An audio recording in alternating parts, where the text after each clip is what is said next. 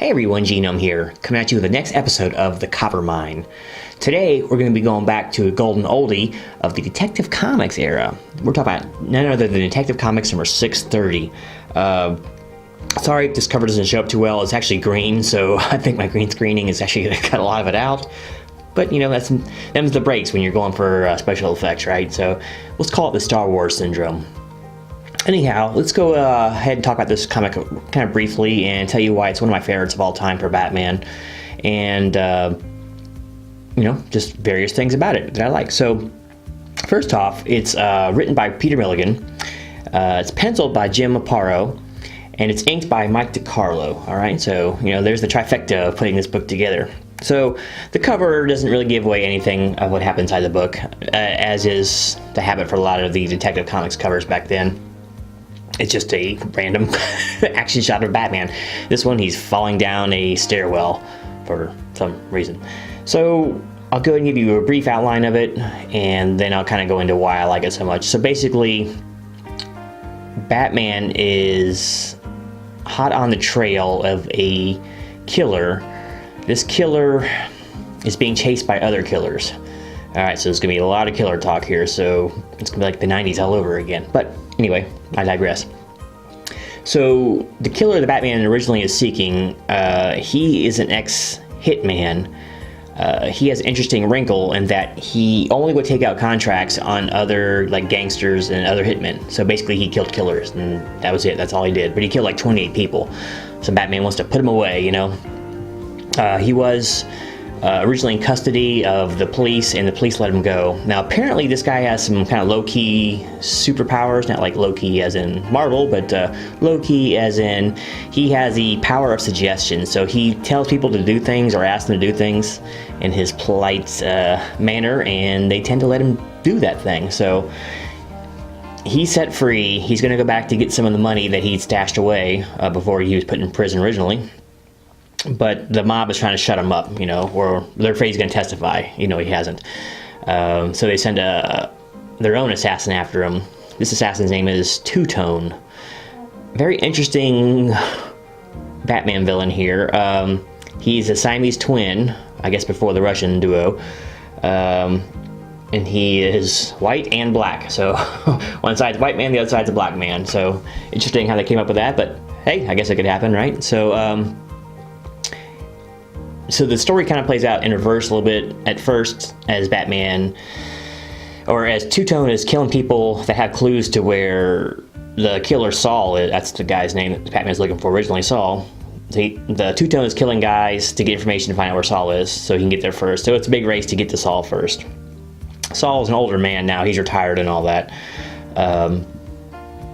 But you know, lots of chases ensue, and Batman takes a beating in this one. But he winds up saving the day as he normally does.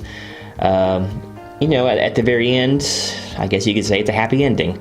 And I'll tell you why here. Because before he escaped, Saul was actually scheduled for execution. So he knew the exact date and time that he was going to be put in the electric chair. And so he escaped before that happened, of course, right? So this is where the story gets interesting.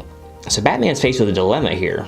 You know, Batman does not kill. I do not kill, or you know, however he wants to say it. But I'm sure it's not that dramatic. But you know, he has his code. He won't kill. So you have to ask yourself the question: if Batman turns Saul over to the police, as he is supposed to do, is he not effectively killing him? Interesting conundrum there. In the end, Batman does turn him over, and the last page is excellent. It's excellent done. It's Batman and Alfred watching the clock at the time that he's supposed to be executed. And then in the last panel, we find out that before he got to the penitentiary where he's going to be executed at, he actually talked the state troopers into letting him go. So he escaped, and Batman's like, just never come back to Gotham. So basically, Batman's going to say, live and let live at this point. You know, I did my duty once. I'm not going to go chasing you down outside of Gotham. But I just find this one fascinating in that it really kind of gets to the crux of where Batman could have a hang-up, you know. just because it's a law, and it's not a law in every state, for the death penalty, Batman, does he turn him in or does he not turn him in? Does it interfere with his code? So I don't know. I just found it fascinating, and the story was really well written. A lot of detective work, lots of good fights. There's even a chase scene in there, which is kind of hard to pull off in the comics, but there's a chase scene.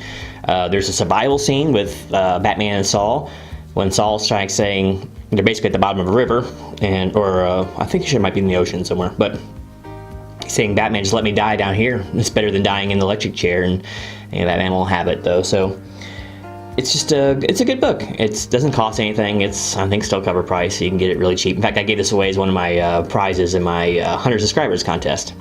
But if you haven't read this book, just check it out, and maybe in your collection you don't even know it. It's just one of those, it's a one and done, like so much of Detective Comics was back then, which was kind of, I like it like that. You had to have really good stories to make one and done work and to keep selling books, and Detective Comics excelled at that back then. Good art, good stories.